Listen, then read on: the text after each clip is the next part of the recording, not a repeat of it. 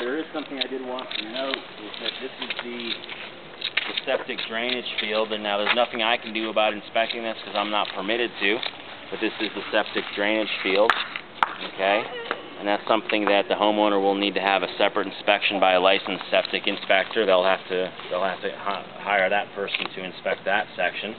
But over here is a sewage cleanout, and this basically is missing its lid. It needs to have its cover on it so it's not exposed, because that's really where raw sewage is going to go as it leaves the house or leaves it, the showers or tubs or toilets or what have you. It'll goes through this this opening. It does kind of stink, around this area. It needs to have its cap. It's been broken probably by landscapers or people doing, lawn work or what have you. But yeah, I saw that hanging out over there. But it is going to need to be dug up. Shouldn't that be lower, more level with the ground? Almost level. It can be level or they can be higher up. I mean, you see them, a house of this age, it would have been lower. Okay. But it seems like nowadays they're putting them a little bit higher so they're not getting damaged quite so easily. Okay.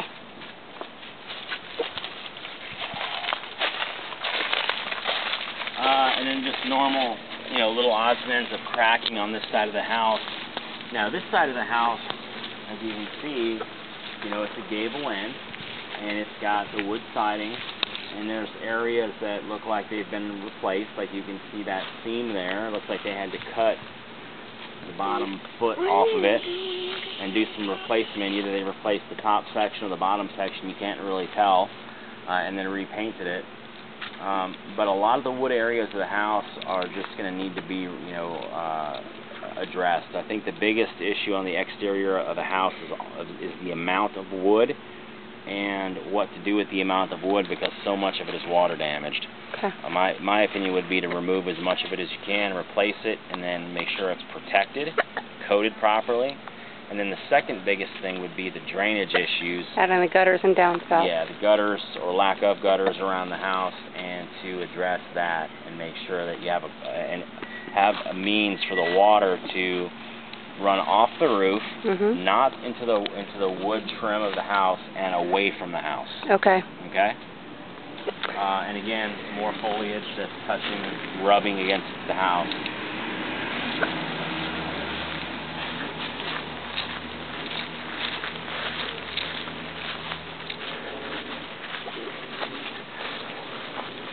And we're back at the front patio. Let's back up, and I want to just have you take a look at those two dormers up there. Those are faux windows, and they don't serve any purpose other than just decorative.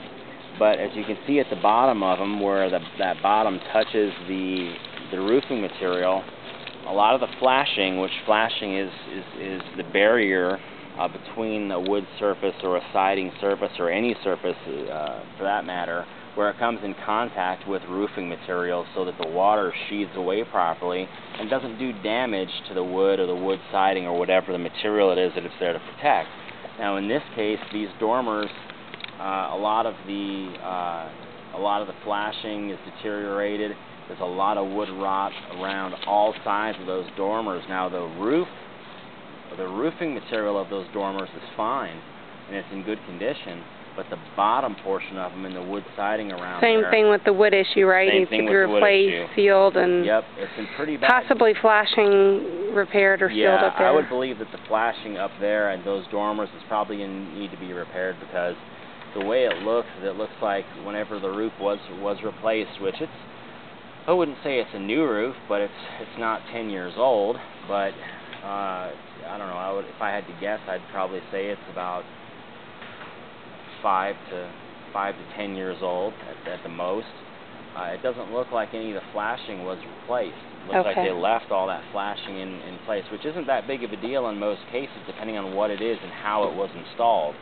And in this case, it's not doing what it should be doing. It's not protecting the wood from those dormers, so they're going to need some work, mostly cosmetic, because it's just wood, but it will rot out.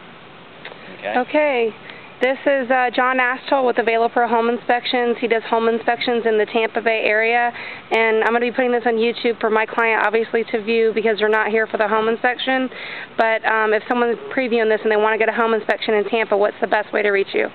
Best way to reach me is just to call me. My main line is 813-972-5206, or you could just call me directly on my cell phone, which is 813-422-2934.